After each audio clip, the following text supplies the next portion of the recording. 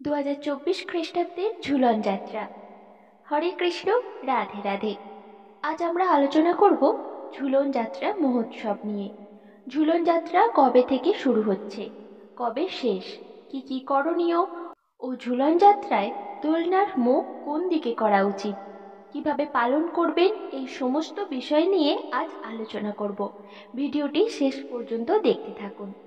শ্রাবণী পূর্ণিমাই হলো ঝুলন পূর্ণিমা, যেদিন পালিত হয় ঝুলন উৎসব।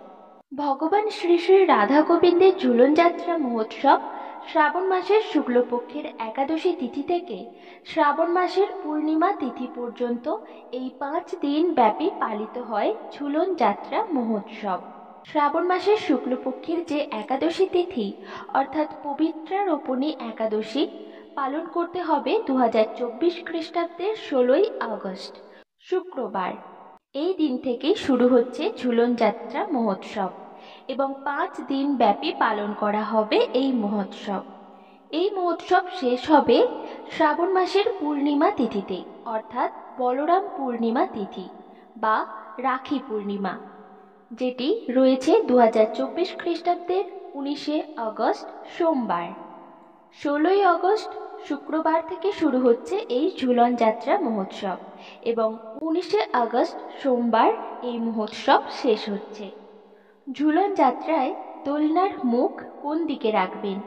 শ্রী শ্রী রাধা গোবিন্দের ঝুলন যাত্রার দোলনা রাখতে হবে পূর্ব থেকে পশ্চিম দিকে। মথুরা বৃন্দাবনের মতোই ভারতের সমস্ত জায়গায় ঝুলন উৎসবের ঐতিহ্য সুপ্রাচীন। শাস্ত্র মতে ভগবান শ্রীকৃষ্ণ তার ভক্ত অভক্ত নির্বিশেষে সকলকে অনুগ্রহ করবার জন্য গোলক ধাম থেকে ভূলোকে এসে লীলা করেন। ঝুলন শব্দের অর্থ হল দোলনা। এই সময় ভক্তরা রাধাকৃষ্ণকে ফুল দিয়ে সুন্দর করে সাজানো দোলনায় বসিয়ে পুজো করেন। শাস্ত্রে শ্রীকৃষ্ণের মোট 12টি যাত্রার কথা উল্লেখ আছে। এর কয়েকটি গুরুত্বপূর্ণ হল রথযাত্রা, রাসযাত্রা, দোলযাত্রা, স্নান যাত্রা ও ঝুলন যাত্রা। মনে করা হয় যে বৃন্দাবনে রাধাকৃষ্ণের প্রেমলীলাকে কেন্দ্র করে দ্বাপর যুগে এই ঝুলন উৎসবের সূচনা হয়েছিল। এক অঞ্চলে দোল বা দুর্গোৎসবের মতো ঝুলনের আকর্ষণ কিছু কম নয়। ঝুলনেও দেখা যায় নানা আচার অনুষ্ঠান ও সাবেক প্রথা। এই উৎসব হল মূলত বনেদি বাড়ি বা মঠ মন্দিরের।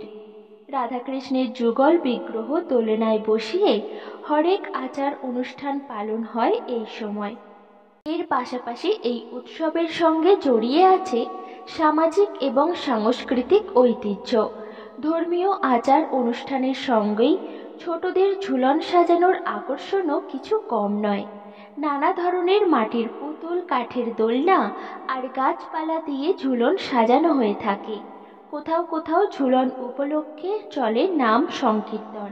এই সময় প্রতিদিন 25 থেকে 30 রকমের ফলের নৈবেদ্য, লুচি, সুজি নিবেদন করা হয় রাধাকৃষ্ণকে।